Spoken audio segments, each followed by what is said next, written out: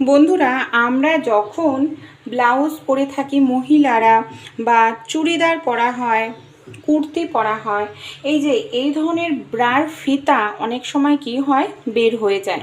বের হয়ে গেলে দেখতেও বাজে লাগে। তা অনেক সময় এখানে টিপ বোতাম থাকে, অনেক ব্লাউজে বা চুড়িদারে, কুর্তিতে টিপ বোতাম থাকে না। তখন আমাদের অনেক সময় বারবার ঠিক করতে লাগে, এমনকি অস্বস্তিকর পরিস্থিতিতেও পড়তে লাগে। তাই যদি টিপ বোতাম না থাকে আর এই যে ব্রার ফিতা কখনোই বের হবে না। ছোট্ট একটি কাজ আপনারা করবেন। এর জন্য কি করতে হবে চলুন দেখে নিই। আমাদের বাড়িতে যে ডবল টেপের সেলো টেপ থাকে, আপনারা নর্মাল একটু ডবল টেপের সেলো টেপ নিয়ে নিন।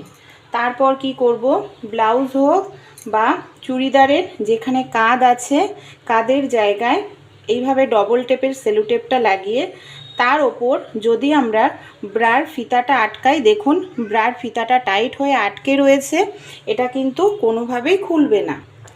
দুটো কাঁধেই দেখুন আমি এইভাবে ডবল টেপের সেলো টেপ লাগিয়ে তারপর ব্রার ফিতাটাকে এইভাবে লাগিয়ে দিলাম। এই দেখুন টাইট হয়ে আটকে রয়েছে। তাই এই টিপসটি আপনারাও ফলো করে দেখবেন, এতে কখনোই ফিতা বের হবে না।